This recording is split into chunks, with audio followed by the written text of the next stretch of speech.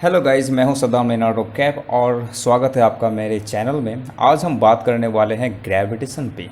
हमारा जो लेक्चर है वो है क्लैपनर बुक से, और ये जो लेक्चर होगा वो हिंदी और इंग्लिश दोनों में अवेलेबल होगा।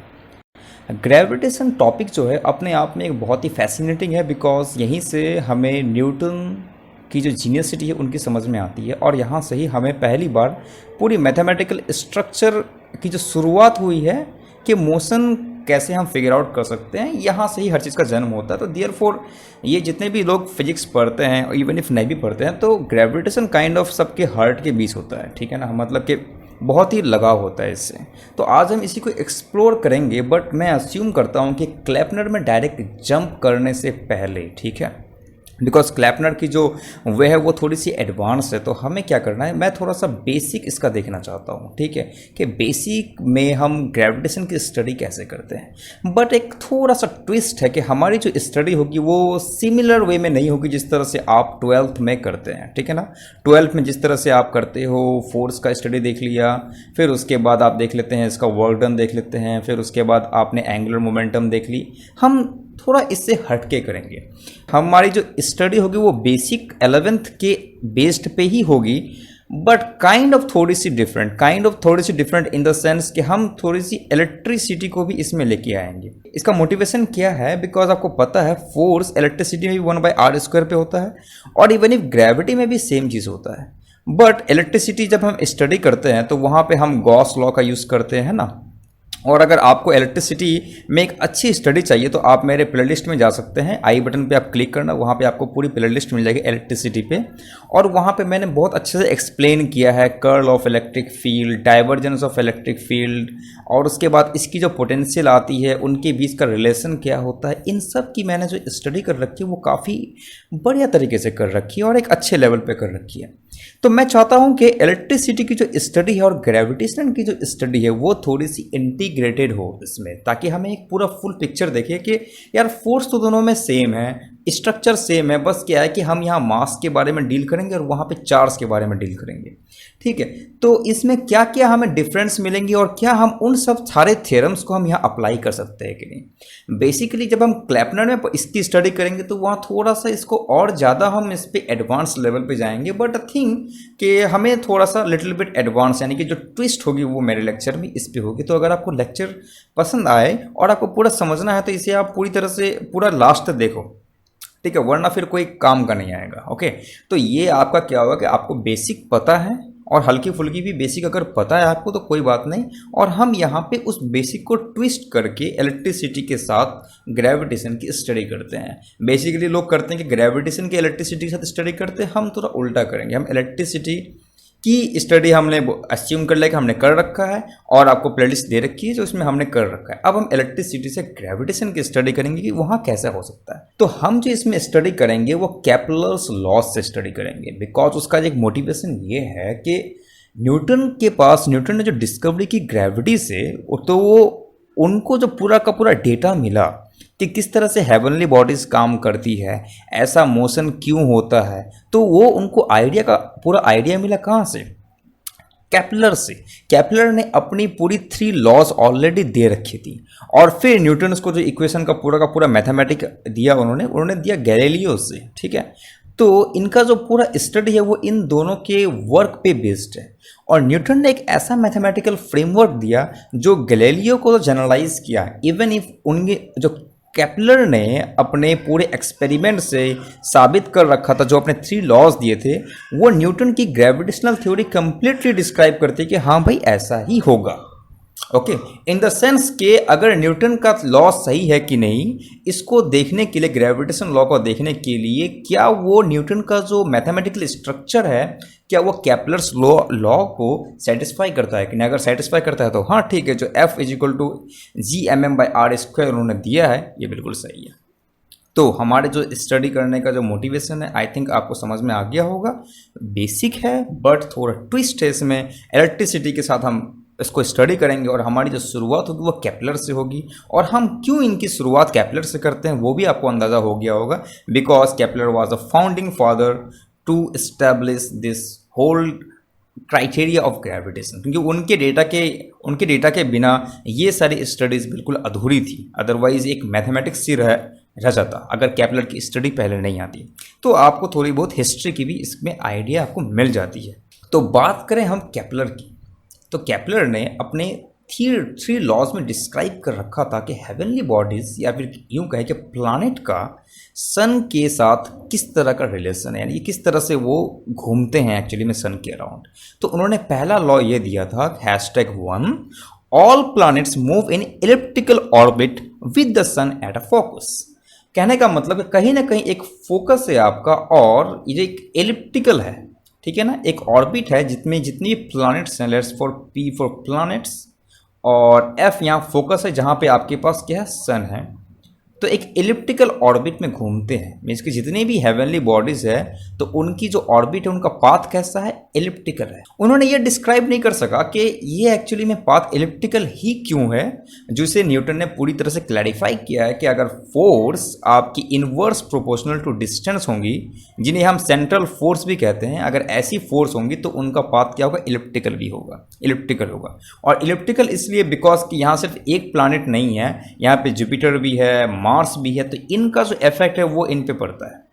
देयरफॉर ये परफेक्ट सर्कल नहीं है, बल्कि वो क्या है, थोड़ी सी एलिप्टिकल है। सेकंड चीज उन्होंने ये कहा, the radius vector from the sun sweeps equal area in equal time. तो एलिप्टिकल में क्या होती है, दो एक्सिस होती है, एक को हम कहते हैं मेजर एक्सिस और दूसरे का नाम आ गया हमारे पास माइनर एक्सिस। और यहाँ पे इनके पास क्या दो फोकस होते हैं। तो मान लीजिए हमने एक सन को इस फोकस में रख दिया और लेट अस से हमारा यहाँ पर क्या है, हमारा कोई प्लैनेट है, P for planet, let's say ये अर्थ है, ये अर्थ भी हम इसे अस्यूम कर सकते हैं। तो अब इसमें हम क्या कर सकते हैं, ये कहता है कि मान लीजिए एक टाइम पर T1 पर ये प्लैनेट यहाँ है और T2 पर ये प्लैनेट क्या होगा, यहाँ पे होगा। तो ये क्या करेगा, कुछ ना कुछ यहाँ से क्या होगा, इसकी रेडियस वेक्टर ये आ गई। ओके, तो इस T1 और T2 में हम ये कहेंगे डेल्टा T, एक time interval T2 minus T1 हमें इतना सेकंड्स मिल गया या फिर इतना मिनट या फिर इतने मंथ। इस टाइम में आपका क्या होगा, एक एरिया ये स्वीप करेगा, मीन्स ये एक एरिया ड्रॉ करेगा। वो सेम एरिया चाहे आपकी ये इस काल में क्यों ना हो, ठीक है, ये मान लीजिए T3 एंड T4, इसकी इंटरवल भी del T is equal to T4 minus T3, इसकी इंटरवल भी सेम होगी। अगर ये इंटरवल आपकी सेम है तो इन दोनों का जो एरिया है वो क्या होगा, हमेशा सेम होगा। लेट अस से this one A1 and this will be A2, therefore in दोनों का different time, same time interval में एरिया जो स्वीप करेंगे वो क्या करेंगे, सेम करेंगे। And that is very much interesting point. अभी आपको समझ में आएगा, हाँ भाई ठीक है, स्वीप कर रहा है तो क्या हुआ, इसमें कौन सी बड़ी बात है कि नहीं, इसमें बहुत बड़ी बात है। इसमें दो चीज़ हैं, अगर आप काफ़ी दूर में हैं, ठीक है ना, तो ये देखिए कि ये जो है काफ़ी दूर में होने की वजह से जो भी ट्रायंगल बनता हुआ नज़र आ रहा है आपको, ये काफ़ी लॉन्ग टाइप का ट्रायंगल बनता हुआ नज़र आ रहा है ना, इस टाइप का बनता हुआ है। और जबकि यहाँ से यहाँ तक अगर आप जा रहे हैं, इस पोजीशन में है, तो यहाँ पे आपको कुछ बड़ा सा ट्रायंगल बनता हुआ नजर आएगा, बिकॉज यहाँ से डिस्टेंस शॉर्ट है, ठीक। तो अब आप यहाँ देख सकते हैं कि इस जगह से, मतलब let's say point A two point B, इस जगह से इस जगह में अर्थ को अगर मूव करने के लिए क्या होगा, एक सेम टाइम में इसे यहाँ से यहाँ इस पॉइंट में आना है। और यहाँ आप अगर देखेंगे तो let's say it is C और ये D, तो इसे भी इस बात को कवर करने के लिए सेम टाइम तो लगाना पड़ेगा। तो अगर मेरे पास दोनों जगह टाइम अगर सेम है और यहाँ पे डिस्टेंस तो बढ़ गई ना, तो बताओ यहाँ पे इसकी वेलोसिटी क्या होगी। इसकी वेलोसिटी इसके कंपैरिजन में लेट अस से वेलोसिटी स्मॉल और वेलोसिटी लॉन्ग, ठीक है। तो क्या इसमें वेलोसिटी और इसकी जो वेलोसिटी यहाँ पे दोनों सेम होगी? बिल्कुल नहीं। यहाँ पे इसकी वेलोसिटी बढ़ जाएगी और यहाँ पे इसकी वेलोसिटी घट जाएगी। कहने का मतलब जब हमारा अर्थ दूर होता है, दूर होने की वजह से यहाँ पे जो अर्थ की वेलोसिटी है वो काफ़ी कम हो जाती है, और यहाँ पे जो अर्थ की वेलोसिटी है, जो ऑर्बिटल वेलोसिटी है, वो क्या होती है, काफ़ी बढ़ जाती है। It is just like that कि अगर कोई ऑब्जेक्ट सन के करीब है, ठीक है ना, जैसे कि आप देख लो मरकरी को, तो उसकी जो ऑर्बिटल वेलोसिटी है वो काफ़ी ज़्यादा है। इसको हम रियलाइज कैसे कर सकते हैं? इसको रियलाइज करने के लिए एक ऑब्जेक्ट को धागे से बांध लो, है ना, अगर धागा छोटा है तो वो कितनी स्पीड में घूमता है, बहुत स्पीड में घूमता है ना। लेकिन अगर वहीं पे धागा काफी बड़ा कर लो तो एक पॉइंट से दूसरे पॉइंट में तुम आराम से, तो तुम वो सेम फोर्स से क्यों ना उसे घुमा रहे हो, वो तुम्हें आराम से देगा यार ये देखो कितना आराम से आ रहा है। बट उसमें भी काफी ज्यादा बड़ी है इसकी स्पीड, ठीक है ना, ऐसा नहीं कि स्पीड ज्यादा नहीं है, स्पीड काफी ज्यादा है, but thing is that it appears यार ये तो बहुत स्लोली जा रहा है, ठीक है। तो that is the thing that happens with gravity, okay.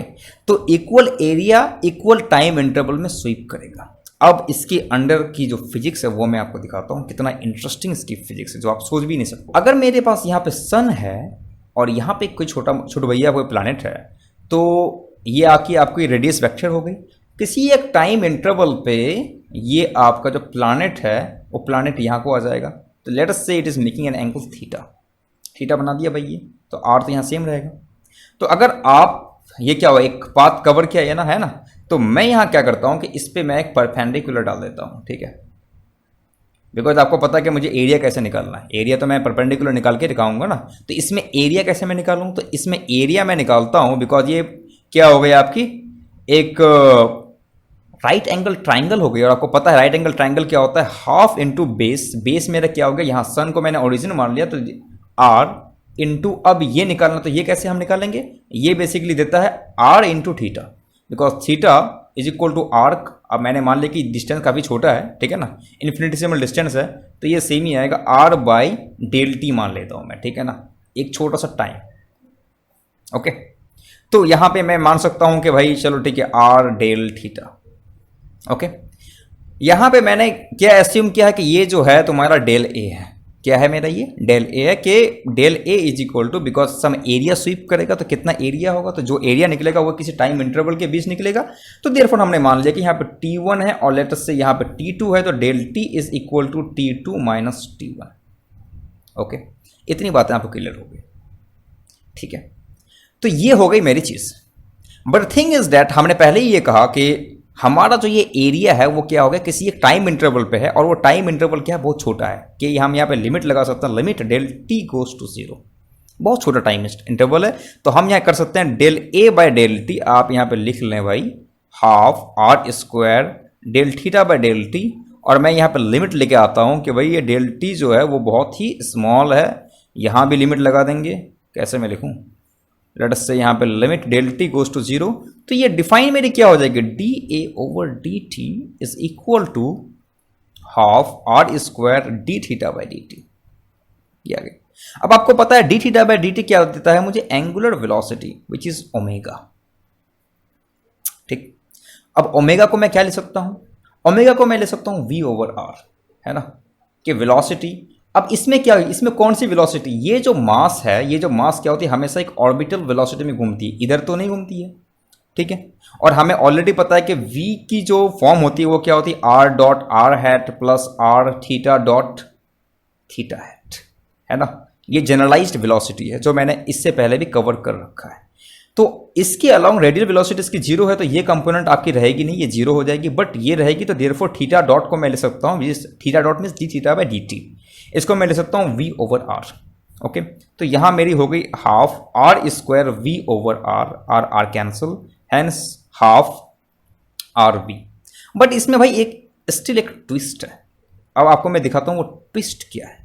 तो d a by d t मेरे पास आ गई half r into v into r times v which is your d a by d t, कि जो आपकी जो एरिया वेक्टर है वो किस तरह से चेंज हो रही है। बेसिकली हम यहाँ बात कर रहे हैं मैग्नीट्यूड की। जब हमने यहाँ एलिप्स बनाया तो ये परफेक्ट सर्कल तो नहीं है, यहाँ पे सन है और यहाँ पर क्या है आपका प्लानिट है, ठीक है। तो जब इसकी जो वेलोसिटी है वो काइंड ऑफ इस तरह से होगी। अब ये परफेक्ट सर्कल नहीं है, देयरफॉर ये जो इस रेडियस के साथ हमेशा परपेंडिकुलर तो बनाएगा नहीं, तो इसके साथ ये कोई ना कोई एक एंगल बनाएगा, फाई, लेट अस से ये फाई हो गया, ओके। तो इस पे हम ये कर लेंगे कि भाई इस पे क्या है, एक परपेंडिकुलर बन सकती है। तो इसको आप ऐसे देख लें कि यहाँ पे आर आ गई और ये वेलोसिटी यहाँ पे है, ठीक है, जो यहाँ से बना रही है फाई एंगल, और यहाँ मेरा सेंटर हो गया, ठीक है। तो इस पे क्या होगा, इस रेडियल पे हमारा एक परपेंडिकुलर हम डाल लेते हैं कि ये भाई ये हमारा क्या है, परपेंडिकुलर है, that is called v perpendicular, okay. तो v का जो परपेंडिकुलर कंपोनेंट क्या है, बिकॉज रेडियल कंपोनेंट से हमें मतलब है नहीं, तो v का जो इस v का जो परपेंडिकुलर कंपोनेंट है वो क्या होगा, बेसिकली जो दे रहा है आपको वो दे रहा है परपेंडिकुलर कंपोनेंट, बिकॉज मैंने आपको पहले बोल दिया कि ये थीटा हैट जो आप यहाँ पहले देख रहे हैं ना, ये जो आप देख रहे हैं थीटा हैट, जब आप सर्कुलर मोशन की तरफ आते हैं तो वहां पे क्या एक रेडियल डायरेक्शन है और एक थीटा हैट डायरेक्शन है, जो इन दोनों के बीच क्या है r dot theta hat is equal to 0, जिसमें हमने ये कहा था कि थीटा हैट और आर हैट दोनों परपेंडिकुलर होते हैं। ओके, तो देयरफॉर ये जो वेलोसिटी है वो उस वेलोसिटी को क्या होगा ना पड़ेगा, परपेंडिकुलर वेलोसिटी होनी पड़ेगी। तो परपेंडिकुलर डायरेक्शन में ये कितना आएगा, तो परपेंडिकुलर डायरेक्शन में ये आएगा v sine phi is equal to your v perpendicular, because यहां आएगा अगर इसे कंपोनेंट को तोड़ोगे तो क्या मिलेगा मेरे को, यहाँ v cos फाई मिलेगा और ये क्या मिलेगा v साइन फाई मिलेगा, therefore r into v sine phi, है ना बड़ा इंटरेस्टिंग। अब देखो ये जो एंगल है वो किसी भी एक पर्टिकुलर शेप के लिए, पर्टिकुलर इलिप्स के लिए ये तो हो गई भाई कांस्टेंट हो गई। Okay, similarly v is again a constant, so sin phi is not depend on time, तो देयरफॉर जो इसे कहते हैं हम कभी कभी सेक्टर वेलोसिटी या फिर कहते हैं सेक्टर वेलोसिटी और areas law, Kepler's areal law, और जो कि हमारे क्या होते हैं प्योर कांस्टेंट है। अब हम यहां पे क्या करेंगे, एक वेरी इंटरेस्टिंग ट्रिक लगाएंगे, dA by dt is equal to half 2 into m, और यहां मैं कर सकता हूं half m b sine phi. Okay, और अभी अभी आपने देखा कि ये जो v साइन फाई है, बिकॉज यहां पे हमें क्यों आया, ये दोनों क्या है एक दूसरे के परपेंडिकुलर है, तो हम यहां पे लिख सकते हैं 2m r, ओके, और यहां पे आप फिर से करो 1 cross m r cross with magnitude, because आपको पता है कि a क्रॉस b का हमें मैग्नीट्यूड क्या मिलता है, ये मिलता है a magnitude b magnitude and sine theta, तो यहां पे हमारा साइन फाई है, देयरफॉर r क्रॉस v। तो r क्रॉस v किसके लिए होता है, m r क्रॉस v, और r क्रॉस m भी किसके लिए होता है, एंगुलर मोमेंटम के लिए। तो देखा कितना इंटरेस्टिंग चीज आ गई हमारे पास। तो पूरा का पूरा जो चीज को अगर मैं इनकैल्कुलेट करूं तो dA by dt is equal to 1 by 2m r cross mv with magnitude and therefore 1 by 2m is equal to angular momentum का मैग्नीट्यूड। आप ये बोल सकते हो कि अच्छा मेरे को ये कैसे पता चला कि इसमें क्रॉस ही लेना है, because first of all dot product तो इसका जीरो होगा, है ना, r dot v is always zero, तो हमारे पास एक क्या बचता है, सिर्फ और सिर्फ क्रॉस बचता है। और सेकंड एक बहुत इंटरेस्टिंग चीज है कि जब भी आप एरिया लेते हैं तो एरिया एक वेक्टर क्वांटिटी है, ठीक है, तो एरिया हमें क्या रहता है, एक वेक्टर क्वांटिटी, इसको मैं अच्छी तरह से एक्सप्लेन भी कर रखा हूं। तो जब भी आप किसी सरफेस का एरिया देखते हैं तो एरिया के साथ एक डायरेक्शन भी आती है N hat, which is perpendicular to the plane. अगर ये आपकी स्क्वायर है और ये मान ले x और ये मान लेते हैं हम y है, तो इसकी जो एरिया डायरेक्शन होगी कहाँ पे, z डायरेक्शन में होगी। लेट्स से z क्या है, ऊपर की डायरेक्शन है, तो z डायरेक्शन में होगी, तो इसका एरिया वेक्टर क्या होगा, तो एरिया के साथ हमेशा क्या होती है, एरिया वेक्टर होती है, one is magnitude and another is its perpendicular direction to the surface. Therefore हम ऐसा भी लिख सकते हैं कि dA vector over dt is equal to 1 by 2m magnitude of angular momentum. तो है ना बड़ा इंटरेस्टिंग चीज। और आपको पता है कि dA बाई dt क्या कांस्टेंट है, विच सेज दैट ये जो एंगुलर मोमेंटम आपको मिलेगा वो हमेशा कांस्टेंट मिलेगा। तो आप हमेशा जब भी स्टडी करते हैं ग्रेविटेशनल चैप्टर की, तो आप ये कहते हैं कि भाई एंगुलर मोमेंटम कंजर्व होती है। और वो एंगुलर मोमेंटम क्यों होती है, एंगुलर मोमेंटम होती है because of the consequences of this areal law, कि एक पर्टिकुलर टाइम इंटरवल में जो एरिया स्वीप करेगा प्लैनेट, वो क्या होगी, हमेशा वो इक्वल होगी। देयरफॉर आपकी जो एंगुलर मोमेंटम होती है वो कंजर्व होती है, hence there is no any external field वहां पे काम कर रहा, बिकॉज अर्थ और सन के बीच क्या होती है, कोई और एक्सटर्नल प्लैनेट है क्या, उसमें कुछ है क्या सिस्टम में, नहीं है। देयरफॉर वहां टॉर्क क्या होगी, जीरो होगी, because dL by dt is equal to zero, therefore no torque, torque is equal to zero. और इसका एक अलग एक्सप्लेनेशन है, बिकॉज ये जो जिस फोर्स से खींच रहा है वो इधर है, और ये भी जो जिस फोर्स से खींचेगा वो इधर है, तो जो भी फोर्सेस लग रहे हैं वो अलोंग द लाइन है, ठीक है। कोई फोर्स ऐसे काम नहीं कर रहा कि इसको कोई इधर फोर्स खींच रहा है, कोई इधर फोर्स खींच रहा है, no, there is no force like this, ठीक है। तो कोई है ही नहीं सन से बड़ा, तो जो भी चीजें हैं वो क्या है, सन ही है भाई। सन पूरा का पूरा जितना भी प्लैनेट्स लिख लो ना, उससे कहीं गुना ज्यादा सन बड़ा है। सारे के सारे जो प्लैनेट्स है उसके सामने जुपिटर ले लो, सबको वो सब पिद्दी है, और ये रहा तुम्हारा सन, ठीक है। इन सब के सामने वो बस पिद्दियां हैं। तो जो भी फोर्सेस हैं वो अलोंग द लाइन है, जिसकी वजह से जो टॉर्क है वो वहाँ प्रोड्यूस होगा ही नहीं, बिकॉज टॉर्क के लिए क्या चाहिए, आर क्रॉस एफ चाहिए, और आर जिस तरफ है इस तरफ आर है उसी तरफ एफ है, they are parallel, therefore it is going to be zero. तो बहुत सारे एक्सप्लेनेशन है। एक से जो एरिया जो सेक्टर आपकी जो वेलोसिटी है that is going to be zero, hence angular momentum is going to be constant because okay yeah that is not zero, that is constant, therefore angular momentum is constant, and angular momentum is constant, therefore there is no torque whatsoever in the solar system। तो बताएं कैसा लगा, तो है ना लाजवाब। अब हम बात करते हैं इनके थर्ड लॉ की।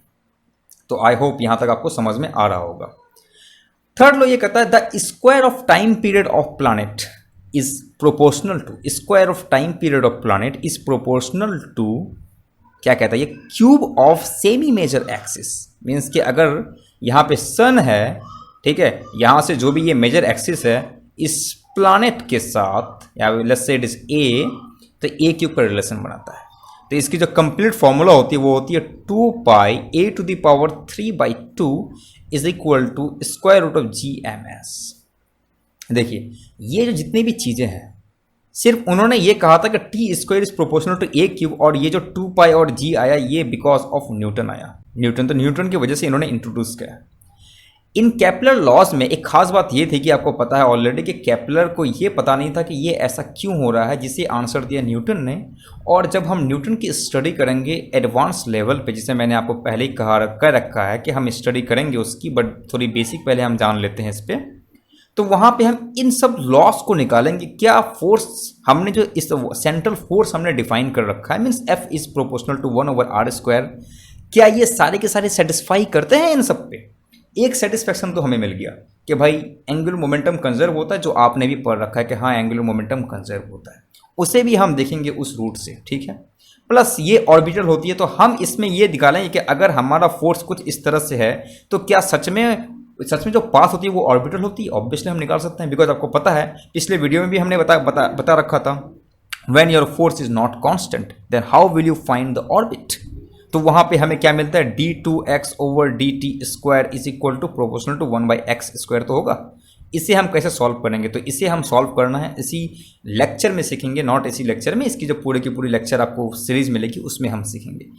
तो आई होप कि आपको कुछ ना कुछ अंदाज़ा हो रहा है कि ये कितना इंटरेस्टिंग है और कितना ही डिफ़िकल्ट बिल्कुल भी नहीं है ना। तो अगर आपको पूरा का पूरा और मज़ा लेना है तो आप मेरे साथ बने रहिए, और अभी बहुत ही लंबा लेक्चर बाकी है।